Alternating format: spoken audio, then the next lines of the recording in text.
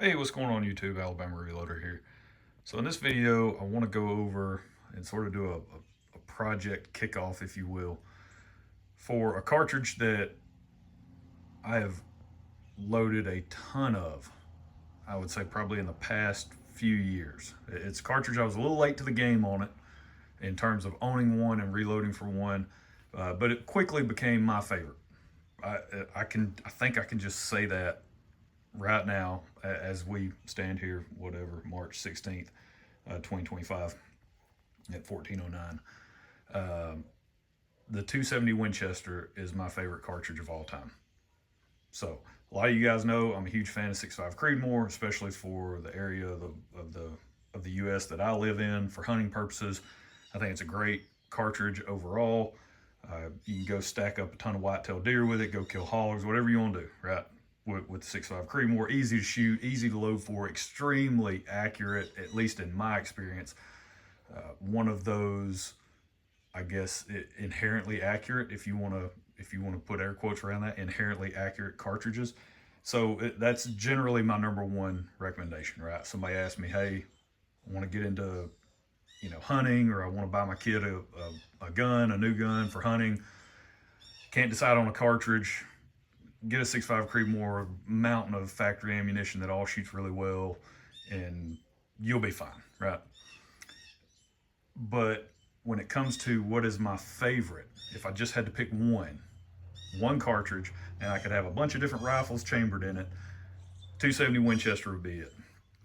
And yeah, so you guys know, if you've been following along, that I rebarreled my 270 Winchester, my Tika T3X, that was chambered in 270 Winchester, to a 280 Ackley improved. And ever since then, I'm like, you know what?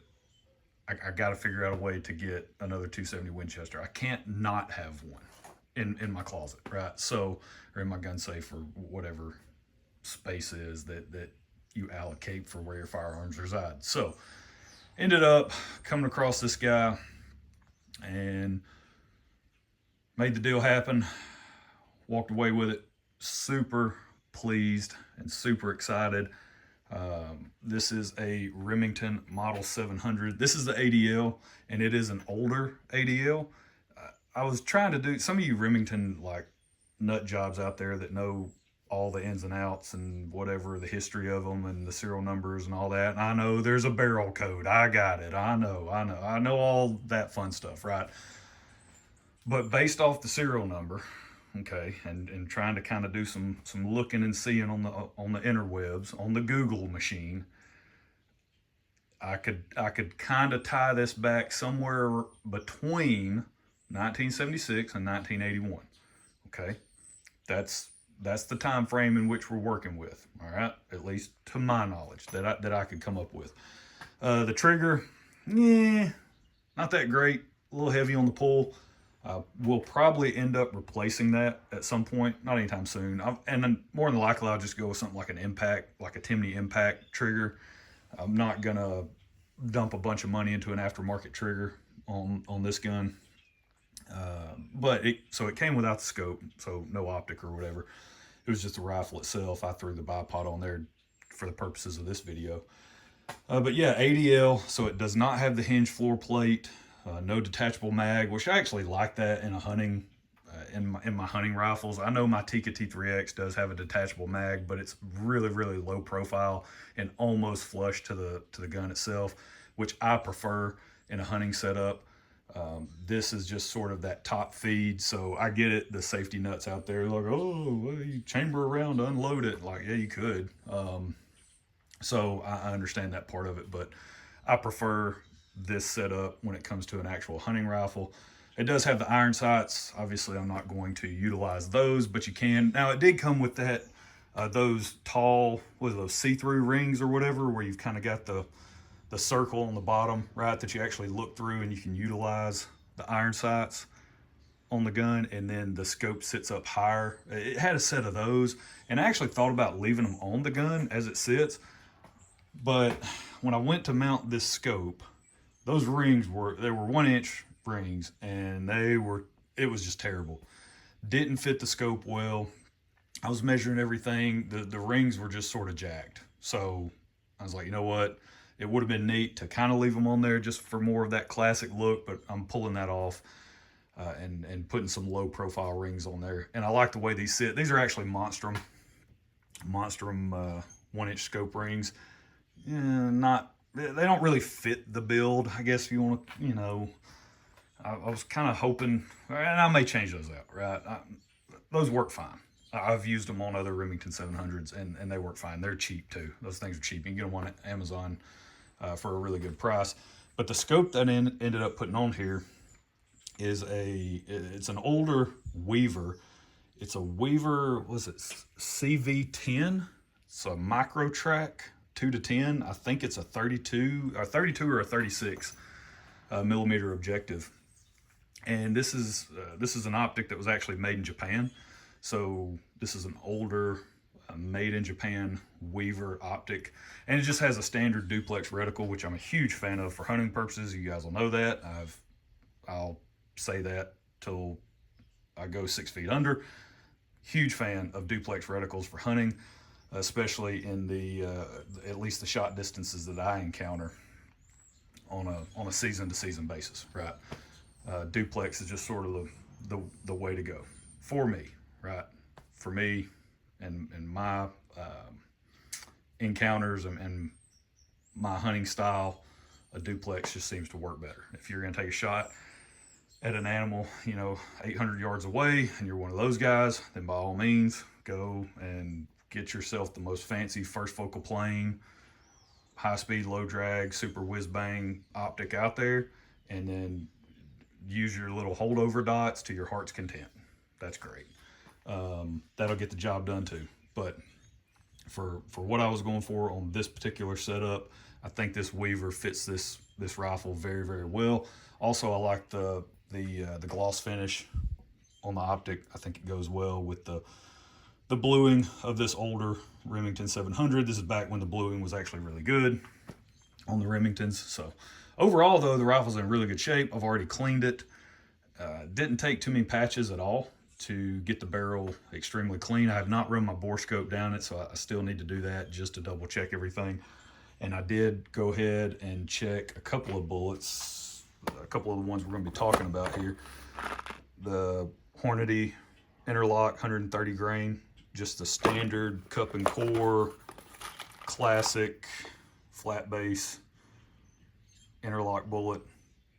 So I measured this with the Hornady overall length gauge with a modified case, Hornady modified case, and there's going to be a decent amount of jump with these bullets. Also, some of these older Sierra Pro Hunters, 130 grain Sierra Pro Hunter.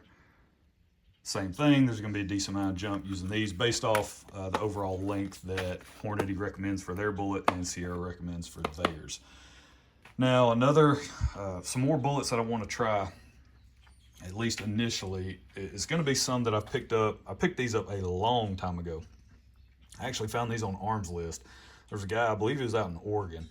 He was selling some seconds, right? So bullet manufacturers, well, a lot of manufacturers in general, they'll have what's called seconds, right? These are bullets that might have a slight blemish, or they might be, you know, slightly out of tolerance for whatever reason, right? That they can't sell them like, hey, these are brand new in the box like these guys, right? They're not gonna package them up, go put them on the big box store shelves, and then you can go buy them, right? These were seconds that this guy had gotten a hold of, that he had bought from Nosler or purchased somehow, and they came in Nosler packaging, and they came with a little note that said, hey, these are seconds. But I've got some of these here. These are Nosler, let's see, these are the solid base bullets. So you go look those up, like these right here. Here you go. Some Nosler solid base. These actually turned into what would then be known as the ballistic tip. So see, solid base. And these transition from solid base to what we know now as the ballistic tip. So this is the precursor for that. So solid base, picked up a bunch of these. These are 130 grain solid base. And then I got a bunch of these guys. These are 130 grain partitions. So obviously like massively legendary hunting bullet.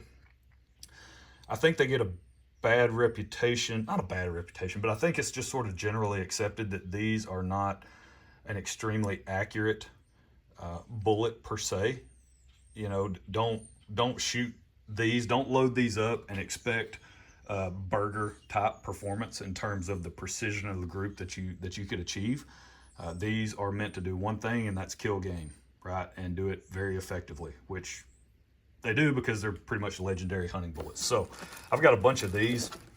I'll start off actually shooting these Nosler seconds. So that's what I'm going to begin with, and then I'll transition over to some of the Hornadies, some of the Sierras, and then I'll probably eventually, I don't know if I'm going to venture into the solid copper world. I've got a bunch of solid copper bullets in 277 diameter. I just don't know if I'm going to get there with this particular setup. This is something that I would like to find a pretty decent hunting load with, hopefully those Nosler partitions, and then just sort of tuck away and say, hey, this is one of those, somebody needs to borrow a gun, got a family member who wants to go hunting, whatever the case may be.